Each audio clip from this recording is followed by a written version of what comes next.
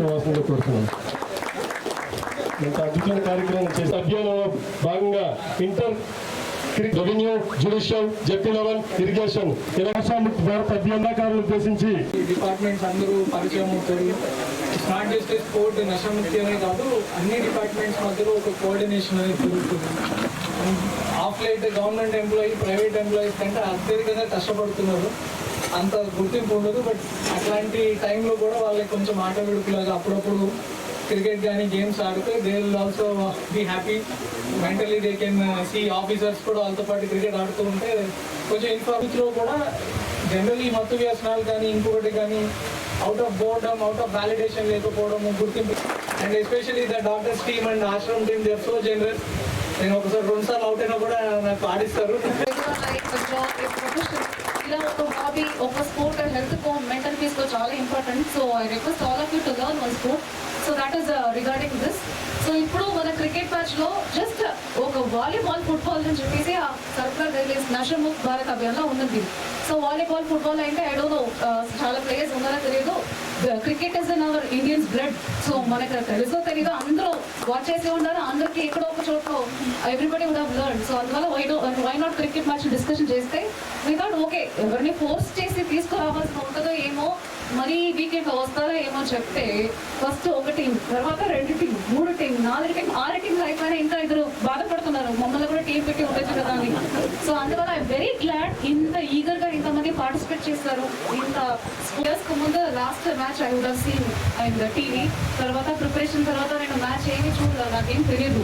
I hope nobody judged me yesterday when I don't know how to toss or how to play. నాకు తెలియదు. మీరు చెప్పారు కదా sports is very important. So నాకు zero sports, I had zero exposure to sports because నేను batting రాలేదని చెప్పి I was doing really practising yesterday.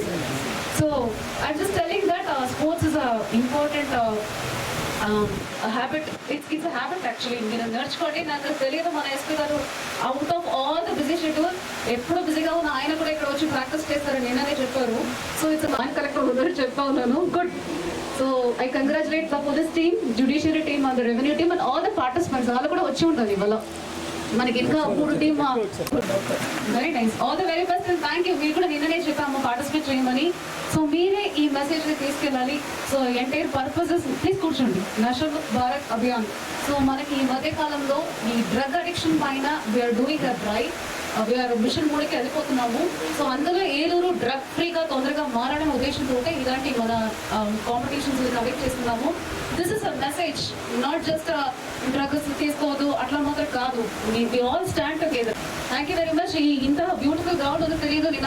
Thank you ma'am for again for organising such a nice event. KPS Kishore Kumar sir Diyesu గారు thank you so much.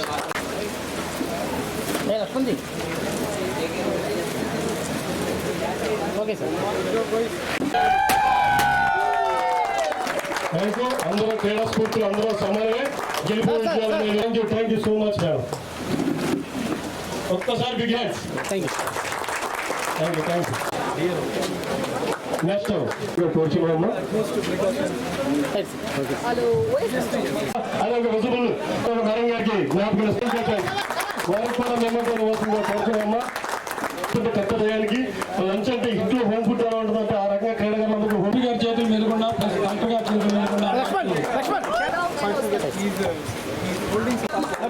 Excellent గా మన comment participate చేసినట్టు ముందు ప్రప్రథమంగా అందరి క్రీడాకారులు